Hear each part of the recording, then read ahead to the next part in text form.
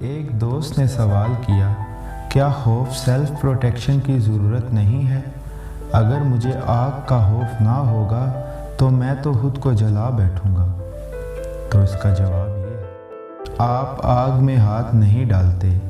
اس کی وجہ آگ سے خوف نہیں، بلکہ اس کی وجہ یہ ہے کہ آپ جانتے ہیں کہ اس سے آپ جل جائیں گے۔ بے وجہ کے خطروں اور نقصانات سے بچنے کے لیے خوف زدہ ہونے کی ضرورت نہیں ہے، بلکہ اس کے لیے تھوڑی سی ذہانت کی ضرورت ہے۔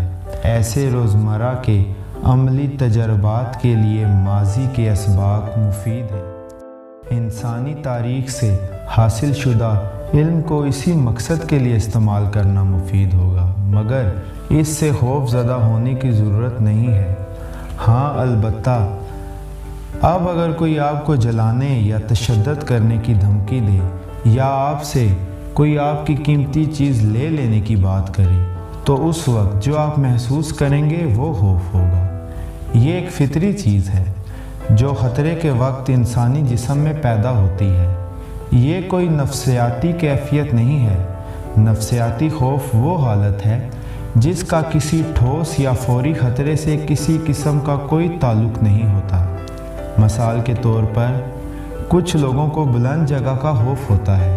نفسیاتی خوف کی بہت ساری شکلیں ہیں، جیسے بے چینی، پریشانی، تناؤ، فکر مندی اور اسی طرح کی بہت ساری علامتیں ہیں۔ اس قسم کا نفسیاتی خوف ہمیشہ کسی ایسی چیز سے متعلق ہوتا ہے جو ہو سکتی ہے مگر ہوئی نہیں ہوتی، بس اس کے ہونے کا امکان ہی پریشانی بنا ہوا ہوتا ہے۔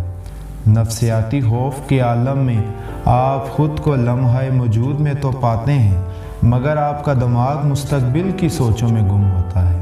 اس سے ایک خلا پیدا ہوتا ہے جس کو انزائٹی گیپ کہا جاتا ہے، اور اگر آپ دماغ کے ساتھ جڑے ہوئے ہیں اور خود کو اپنا دماغ ہی سمجھتے ہیں اور لمحہ موجود کی اہمیت کے ساتھ تعلق توڑ چکے ہیں تو یہ دباؤ آپ کی زندگی کا مستقل ساتھی ہے، اور آپ لمحہ موجود کی خوشی یا غم کا سامنا تو کر سکتے ہیں، مگر آپ مستقبل کے امکان کا سامنا کیسے کر سکتے ہیں جو کہ ابھی ہوا ہی نہیں اور اس کا ہونا یا نہ ہونا غیر یقینی ہے۔